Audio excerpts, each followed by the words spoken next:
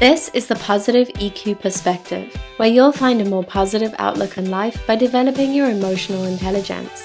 My name is Kirsty Gwynn. I'm a coaching psychologist and speaker, and I'm passionate about helping people to experience more calm, contentment, and joy every day. Today, we are talking about 3 ways to get more enjoyment out of life. Being able to laugh more, have a good time, and generally just feel happier is one of most people's top priorities. And yet, why does it feel so difficult to do? Joy can be surprisingly hard to come by at times. And maybe it's easy to enjoy the bigger moments, that's what I find. But then life's daily joys slip by unnoticed, or we really struggle to connect with them. And our life is only really happening in this moment, so we want to get joy from the smaller moments. Maybe you even find that you're doing something that objectively I could be enjoying this moment, it's a good moment, but you just feel you can't connect to those feel-good feelings. Or maybe guilt or worry gets in the way. So today we're going to talk about 3 ways to get more enjoyment out of life. Number 1, I want to talk about one of the biggest obstacles to joy. And one of the biggest obstacles to joy that we need to overcome in order to experience more joy is our tendency to numb difficult feelings. So difficult feelings aren't comfortable, maybe an understatement. In fact, they're often really uncomfortable. We don't want to feel them. And so the very human reaction that we have to that is to try and squash those feelings, right? We turn away from them, we numb them, we say, well, I don't want to feel that, so I'm gonna do something to kind of make me not have to feel that as much. Maybe we keep ourselves really busy. That's one of the most common ways that we numb, right? So that we don't have to sit with those feelings or those negative thoughts. And we're keeping busy to really avoid our feelings in that way. Maybe we have an extra glass of wine, right, to relax ourselves. We might use things like food to numb, right? So alcohol, drugs, but equally keeping busy, and just that practice of pushing our own feelings away and avoiding them is numbing. There's something that Dr. Brené Brown says in her, it's I believe it's one of the top 5 TED Talks that's ever been done, most watched TED Talks. And in Dr. Brené Brown's TED Talk on vulnerability, one thing she says is that we cannot selectively numb emotion. And this can be pretty shocking for most of us to realize. So here's her quote. When we numb hard feelings, we numb joy, we numb gratitude, we numb happiness. What we don't realize is that when we are pushing the hard feelings away and avoiding them and not letting ourselves feel them, what happens is that we train ourselves to get good at not feeling. And what we mean to do, of course, is say, well, I don't want to feel the hard stuff, right? I want to feel the lighter side of life. I don't have to feel the hard stuff. But unfortunately, we can't selectively numb. So when we numb the hard stuff, when we numb the difficult feelings, that means that the cost of that is joy. And we might start to feel disconnected. We might start to feel numb generally. And it's really important to understand this. It often can be a huge aha moment. I know often when I share this with clients or students that they'll say, whoa, okay, I realized like that's where my joy went, right? And this realization is, I think, so important because it can give us the courage to start to feel and allow ourselves to process those more difficult feelings.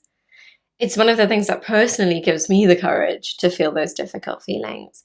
It's kind of like the gold at the end of the rainbow, right? There's like a reward for wading through your hard feelings, and that reward is joy. The more that I've allowed myself to sit with and to process the hard feelings that I have, the more that I've found myself experiencing the lighter sides of life with a newfound emotional depth. So sometimes I just notice that I feel overwhelmed by gratitude, or that I get really tearful in the face of a friend's happiness, and I feel a new intensity with my positive emotions that I didn't have back when I was numbing the negative emotions. So I now know that these two things can't be separated. They're really two sides of the same coin. And so recognizing that if you can find the courage within yourself to allow yourself to sit with the hard stuff, to process those big feelings, that the prize for that is that you're going to get more joy, more feelings of gratitude, and all of that. And that's an essential obstacle that we need to overcome if we want to live a joyful life. The second way that we can get more enjoyment out of life is to do something called savoring the moment. So how often have you let a good moment slip by you because you thought that there were other more important things to focus on? Or maybe you just don't naturally pay attention to the good. And I think that's really important to understand. So psychologist Rick Hansen said the brain is like Velcro for negative experiences, but Teflon for positive ones. As in, the negative just sticks, right? And the positive, it slides right off, like off a nonstick pan. The negative just sticks. The positive, it just slips us by. So it's important to understand is that the brain doesn't naturally pay attention to positive experiences. So unless you consciously direct your attention towards it, you risk missing it completely. How we can practice savoring the moment is just that whenever there is a good moment, we need to point it out to our mind. So one of my clients said to me, it's like I have to bank it in my mind, right? I have to kind of say, hey brain, notice this moment. Right, so it might mean that you just take a moment to pause and you point out to yourself, this is a good moment. I'm grateful for this moment. This moment, feels like a gift, or it feels like I'm really lucky to have this. Right, so just telling ourselves and pointing out to our brain, like, let's pay attention to that. There are lots of different ways that you can practice this. So it might initially, especially if you're feeling pretty numb and you're not able to access joy that much, initially when you start pointing out these moments to yourself, you won't necessarily feel that expansion of joy in your chest or anything like that. But I know that I practiced savoring really to improve my well-being at a time when I was experiencing a lot of low mood.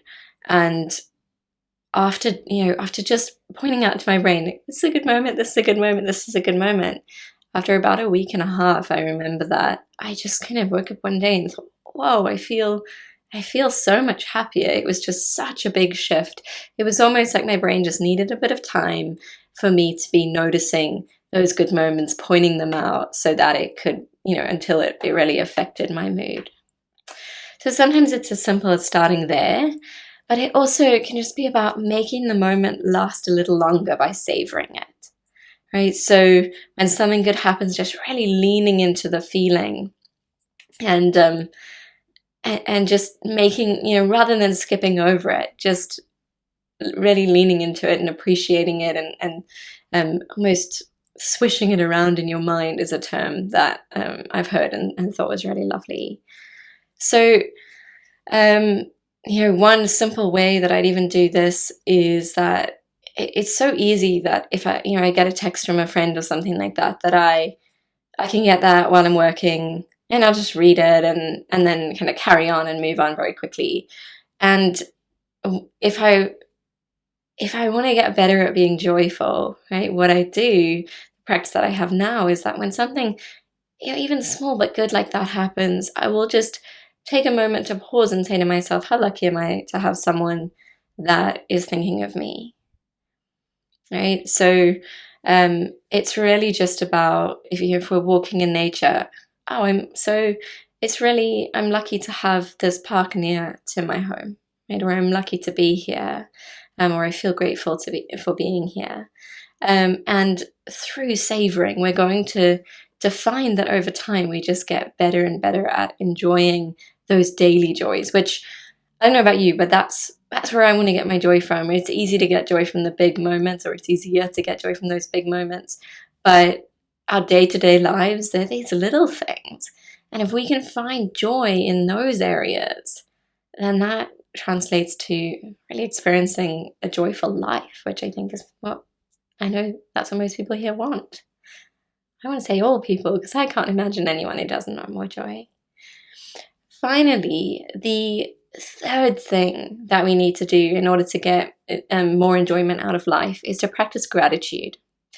So I'm going to talk about Brené Brown again. I absolutely am a big fan of hers. And in her book, The Gifts of Imperfection, she talks about how she thought that joyful people were grateful people, right? So people who had a lot of joy were naturally therefore grateful because they were like, well, I'm so joyful that I have a lot to be grateful for. And she was surprised to find that her research actually showed that it was the opposite way around. And I think this will be surprising to most of us because I know that also makes sense to me. Like, surely the happiest people are naturally going to say, well, yeah, I'm so happy because I have so much to be, I have so much to be grateful for, or I'm so grateful because of my joy. But what her research found is that gratitude is essential to joy.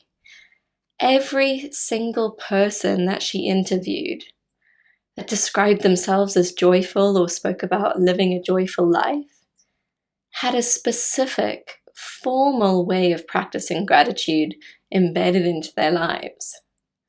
Right? So they weren't just talking about having like an attitude of gratitude. A lot of us talk about, I'm gonna be grateful, or we'll set these intentions. I'm gonna be grateful today. What she found is that it was really key to have a practical practice of gratitude. So perhaps people were keeping a gratitude diary, and they were actually, so this is something I like to do, right? Writing down things that I'm grateful for, either at the end of the day, things I'm grateful happened that day, but sometimes I'll also just make more general lists of gratitude, places I'm grateful to have been, things like that. So we have, and we might also have something like a gratitude jar, right? So some people really like the idea of when something good happens that, we then just write it down and pop it in the jar. And then at the end of the month, or even at the end of the year, you can choose how long, you can like come back and go through all those lovely moments, which is wonderful. I love paging back through my gratitude diary, thinking like, oh, I wrote down that I had a nice phone call with someone, or I wrote down that, I just had a lovely cup of tea and just spent some time kind of sitting outside and listening to the birds sing. And those are moments that I would not remember those moments unless I kind of go back in that diary, which gives me another joyful, grateful boost. Maybe doing gratitude around the dinner table at night, right? So you could, in bed with your family or whoever you live with, that, you share, well, what are you grateful for today? Right, so practicing gratitude in this way means that you'll be training your brain to get better at noticing the good, right? And so not only will you enjoy the experience of focusing on what you're grateful for, but you'll also over time get better at paying attention to good moments and really tuning into them. So there's that double benefit where you get to enjoy the gratitude practice, but you're also going to find that you naturally start to notice those good events better. You don't miss them as much, and then you can really savor them. So this is going to mean that then you can get more enjoyment out of your life as a whole. Well, that's it from me. Thank you so much for listening. And if you enjoyed this episode, please subscribe. Every subscriber counts, and it helps this information to reach more people. Thank you, and I'll see you next week on the Positive EQ Perspective. If you're looking to calm negative thoughts, accept yourself, and live joyfully, then you need my free roadmap to overcome negative thinking. You'll discover 7 steps to follow, as well as 3 mistakes most people make trying to improve their mindset and life that only make things worse. Visit positiveeq.com/free. That's positiveeq.com/free.